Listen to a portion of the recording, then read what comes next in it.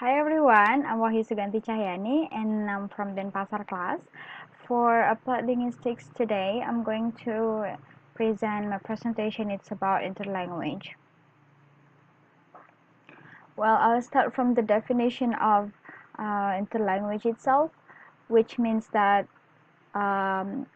interlanguage, according to Selinka 1972, is a linguistic system produced by either second or target language users in attempting meaningful communication. Here in this picture, you can see the native language on the left side and then the target language on the right side, and interlanguages overlap here. So it's happening while the speaker tried to communicate with the target language, and it's overlap here, and it's the interlanguage. It's a thematic system produced, or linguistic system produced by the speaker, and it's a part of second or foreign language acquisition, and it sometimes is normal for having failure, mistakes, and errors, and it has characteristics as dynamic and permeable. We'll explain more in the next slide. Here the characteristic of interlanguage according to Salinka 1972, that Wardani and Margana 2019 also agree with this one, and dynamicity, systematicity, and stability are the characteristics of interlanguage itself. Dynamicity here defines that interlanguage is changing, means that the errors happening is not only in one verbal error, for example, but it's happening in another case, and the way it's changing is not basically stuck in one failure, but it's changing to get the correct one. The example is I know swimming, and then the second utterance it said I don't swim. Till then I don't swim is the correct statement for you're not swimming, or you don't swim because you cannot swim. It's changing from the first utterance and they try to get a correct one, so there is a period of having a correct one. Systematicity, the errors can be occurred by following the beginning thought, which leads to a misleading conception. Stories are written in past tense, and however the use of past tense in verbal context is not totally correct. It's systematicity.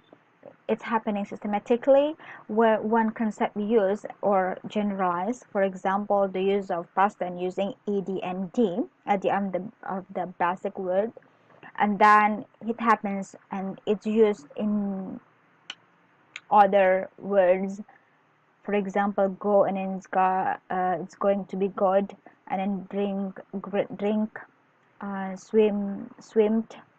That actually is not correct, because swim has a past form as swam, and then go went, and then drink drank, right? And stability is the occurrence of errors, like how many times it's happening. It's stable sometimes also not stable. What causes interlanguage occurrence? Yes, according to Ellen Teron in Chapel 2018, that there are 5 causes. The first one is native language transfer. It's from the first language. For example, it's a perception of transferring one word in native language to the target language. That table, we know that table is the place to put something, and then there is another word, table of content. It's a new term. It's not a table that's meant before as something that we can put a book on it, but it's a book. It's a part of the book that we can see where the pages are. Overgeneralization of target language rules. This is a language development where the language user tries to apply the native language rules in the utterances spoken. Yes, for example, the use of ed at the end of all past tense words. They know one concept that's past tense must be using d or ed for the past form of the word, and then they got it wrong. Like, is not all the words are going to be regular, but also there is a regular one, like sleep, slap, slap, and then swim, swim, swam, drive, drive, driving. So it's overgeneralized because they know one concept and it is used all for all, and it's not totally correct. Transfer of training. it's a bookish English because they got the knowledge, they got the transfer from the trainer or from the school. The example is that introducing self and asking someone's condition in real life, but using the pattern of greeting in the classroom, like, "Hi, good morning, how are you today?" And then you say, "I'm fine, thank you, and you?" That's so formal, right? Which means that outside of the classroom you can use, "Hey, what's up, and how are you today, how is things going?" And that's the thing, that's why bookish English is the best term to say that transfer of training has been affecting interlanguage occurrence a lot. And strategies of communication, like how you explain to the others by meaning. Explaining a term sanitation, someone might not get the meaning what sanitation actually is, but they try to explain the definition that you have to deal with your own health, and then you put yourself in the right cleanliness of environment, and then you wash your hands a lot, and that's how sanitation is explained by meaning. And then the last one is strategies of learning. It deals with ways to get into the learning and understand the terms in it. You learn vocab from flashcard, from dialogues, and that's affecting your language use, and then the occurrence of interlanguage, of course. Okay, is interlanguage always about errors? Why then errors always been mentioned by my explanation before? Because error and mistakes is kind of close, but error is actually overlap. Like the interlanguage as the systematic linguistic systematic produced by the speaker is basically error in here, in there. And error is things that fossilize in the speakers, the way the speakers say the utterances. And error is the reflection of the interlanguage competence of someone, and it's noticeable by which the grammar is in the communication. It's sometimes too hard to be not error because they used to think about it and then keep saying that the wrong one concept. And mistake is only a slip or imperfection while the process of productive speaking skill. It can be slip of tongue while you're talking, and random grammaticalities and citations, and you realize it and you can correct it directly after you're saying the utterances. That's mistakes. It's only a slip of grammaticalities. Error, sometimes you just keep using it because it's fossilized in your mind and you keep using that one. Here are the types of developmental errors. The first one, the first one is the developmental errors, and then it's the errors that might be very well be made by children acquiring their L1. Means that they already know the concept since they are acquiring the knowledge from the first place, and then they know that go is a term to describe someone's going, and then no matter what the subject is, and just keep using go. Should be either a cowboy and a cowboy goes, and not a cowboy go, but that's how they acquired the knowledge from the first place, and that's why they keep using go for everything.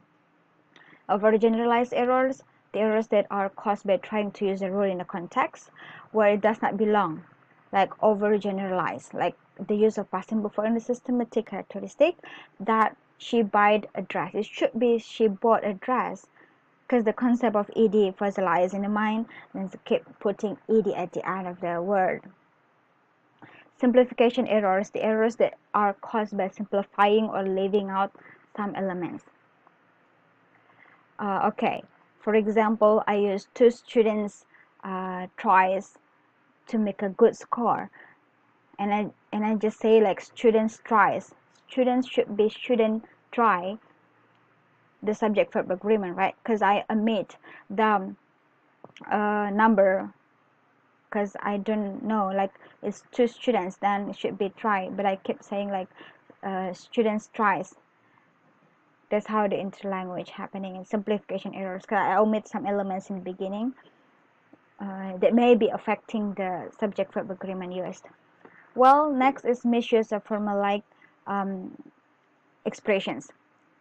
This is a song of Jingle Bell. If you know it, it's a Santa Claus ride a hop on one horse open sleigh to send presents for the children.